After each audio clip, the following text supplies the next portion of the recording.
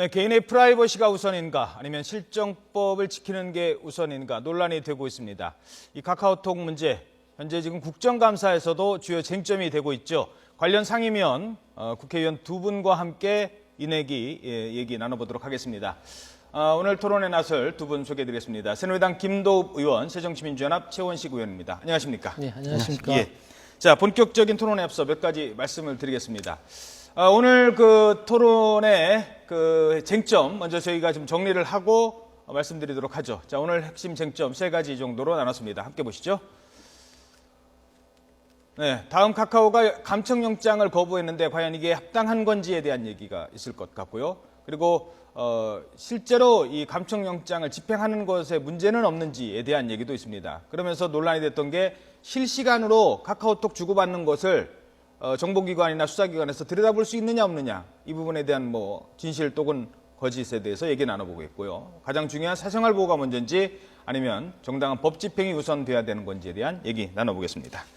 자, 먼저 이 토론은 자유롭게 해주시고요. 저는 중간에 시간만 체크하는 정도로 머물겠습니다. 먼저 김도읍 의원께서 이 문제에 대한 입장 간단히 화면을 보시고 먼저 말씀을 앞에 카메라 보시고 말씀해 주십시오. 네. 예, 지금 그 카카오톡에 대한 논란이 있습니다. 그런데 이 부분에 대한 그 국민들의 오해가 혹여 있을까봐 제가 잠시 이 감청에 대한 설명을 좀 드리고자 합니다.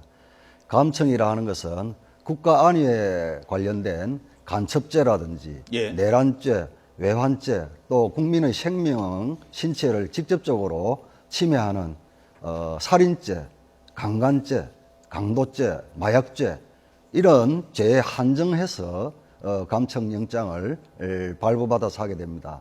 또 감청에 대해서는 감청을 실시를 하거나 집행을 하고 나면 예. 그 감청 사실을 그 대상자에게 반드시 통보를 또 해주도록 되어 있습니다. 예.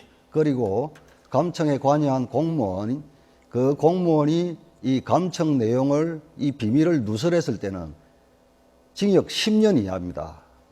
아주 중하게 처벌하게 되어 있고, 그 다음에 통신사나 포털사이트 업체에 있는 직원이 이것을 누설했을 때는 또 7년 이하의 징역에 처벌하게 되어 있습니다. 예. 이런 엄격한 절차에 의해서 한정된 범죄 수사와 관련해서 감청을 하는 것이지, 일각에서 그 말씀하시는 어떤 그 국민들 전체의 카카오톡을 실시간으로 감시하고 또 사찰을 한다, 이런 부분은 전혀 사실과 다르다는 말씀부터 먼저 드리겠습니다. 알겠습니다. 자, 다음 최 의원님 말씀해 주십시오. 예, 이 원래 이 문제의 시작은 대통령께서 명예훼손의 도가 사이버상의 도가 지나쳤다라는 그런 말씀 한마디 시작됐는데, 그 정부에서는 그 다음날 법무부 장관이 지시를 내리고 그 다음날 관계대책 회의가 열려서 인터넷과 모바일을 실시간으로 감시하겠다라는 지경이 이렇기 때문에 국민들이 분노하게 된 거죠.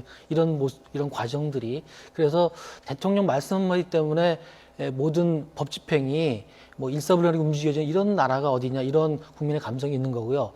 이 문제가 진전되면서 여태까지 관행적으로 이루어졌던 통신 제한 조치 부분들, 특히 인터넷에 이어진 부분이 기존의 법규가 아날로그 시대 중심에 맞춰서 만들었던 게 여기 안 따라가는 모순이 발견이 되고 있습니다. 그러니까 과연 감청영장으로 서버에 있는 것까지 가져갈 수 있는지, 그리고 관행적으로 그 법원에서도 이런 그 디지털 쪽의 감청 문제에 대해서는 충분히 파악을 못하고 막연하게 영장을 발부한 측면이기 때문에 이런 문제들이 다 같이 불거지기 때문에 충분히 논의되고 세세하게 다시 한번 사회적 합의를 이루어야 될 때가 되지 않나 이렇게 생각합니다. 예, 알겠습니다.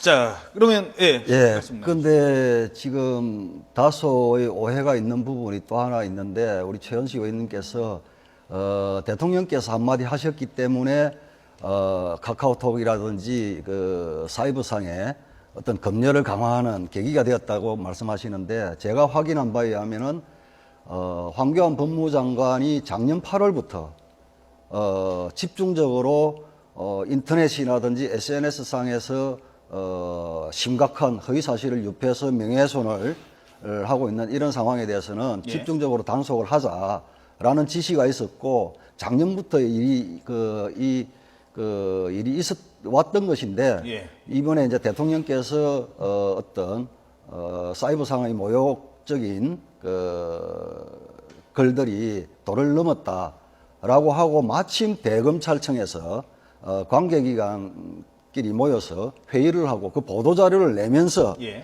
이것이 혹시 이제 대통령께서 지시하니까 전 국민적으로 확산됐다. 확산된 거 아니냐 이렇게 이제 말씀하시는데 그것은 분명히 아니고 제가 확인한 바에 의하면은 법무검찰은 작년부터 엄격하게 단속을 하고 있었고 또 아시다시피 저희들 2007년도 최모 우리 국민여배우 자살 사건부터 해가지고 최근까지 이 인터넷상 또 SNS상의 악플 때문에 우리 자살하는 사례들이 심각하게 지금 알겠습니다. 되고 그러니까 있지 그 부분 않습니까? 중에서 이제 정정하시려고 하시는 부분이 대통령 발언 이후에 이게 더 강화된 게 아니라 그 전부터 작년부터 해왔던 거라는 말씀이시고요. 그렇습니다. 예. 말씀해 주십시오. 근데 그거는 검찰이 이전부터 인터넷 부분을 단속을 해왔던 거는 저도 인정을 합니다. 근데 이번에 문제가 된 건 뭐냐면 대통령께서 말씀하시고 인터넷은 그래도 어느 정도 공개된 것이지 않습니까? 그렇지만 모바일 메신저는 지극히 사적인 공간이었죠. 예. 그런데 거기까지 실시간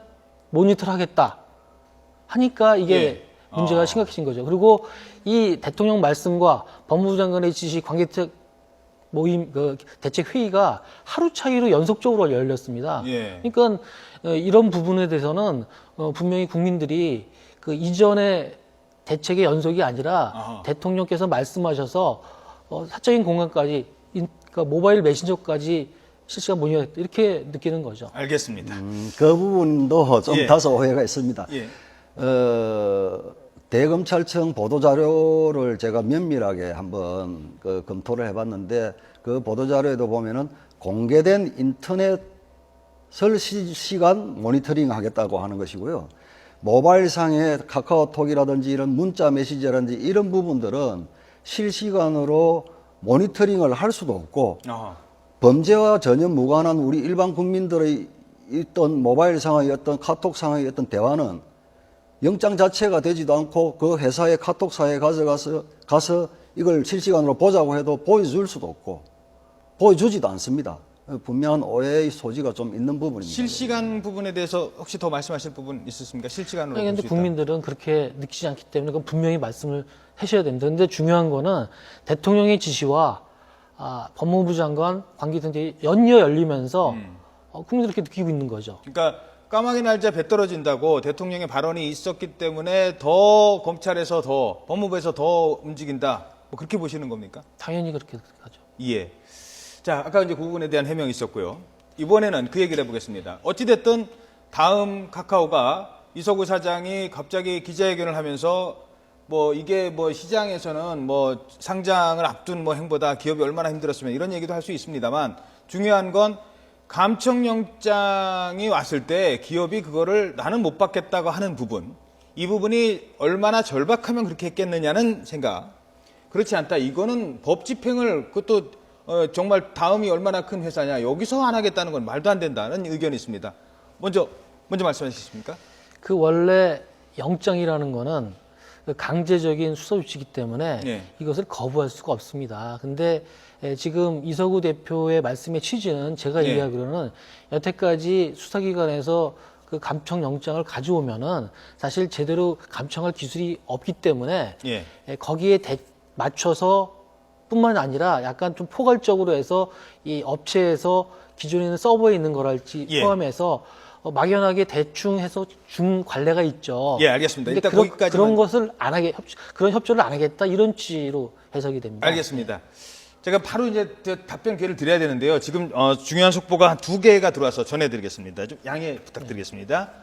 남북 군사회담이 지금 이 시각 현재 열리고 있습니다. 판문점에서 비공개로 10시부터 시작됐다고 합니다.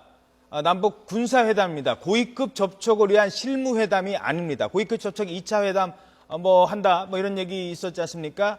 그게 아니라 군사회담입니다. 군 당국자들끼리 만나는 군사회담이 10시부터 지금 판문점에서 시작이 됐습니다. 이 의제가 뭘까요?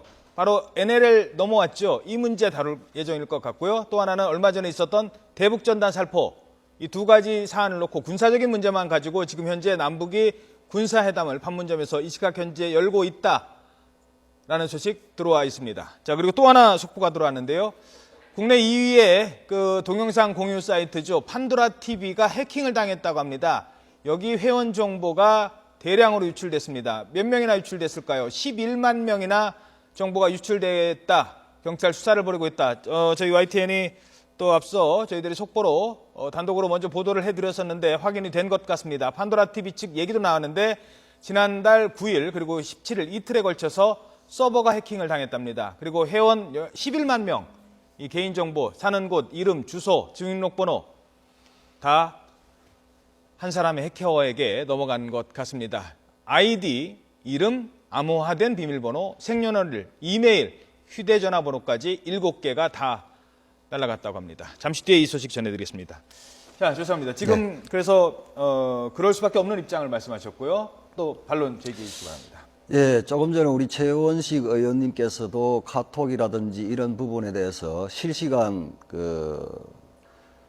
감청이 안 된다는 것도 말씀을 하셨기 때문에 오해가 좀 풀린 것 같고요.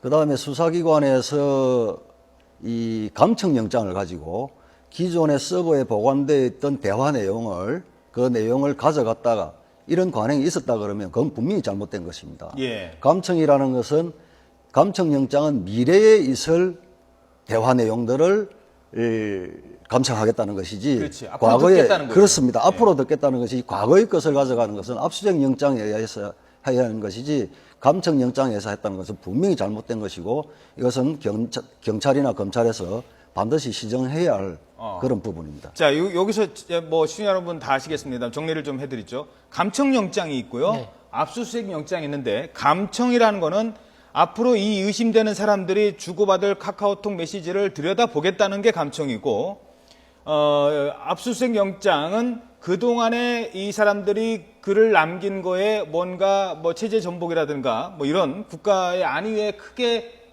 반하는 내용이 들어가 있는지를 그전 거를 보겠다는 거거든요. 근데 어제 반대한다는 거는 감청을 반대한다는 거였다고 봐야 됩니까? 아니면 그것까지 다 반대한다는 거예요? 감청을 할 수 있는 설비가 제대로 있는지도 의문이에요. 그러니까는 그 감청 영장을 가져오면은 그냥 대략 있는 걸 줬는데 앞으로 있는 걸 안 주겠다는 얘기거든요. 그러면 알아서 가지고 가야 되는 거죠. 근데 기술적으로 이게 가능한지도 모르겠습니다, 지금. 예.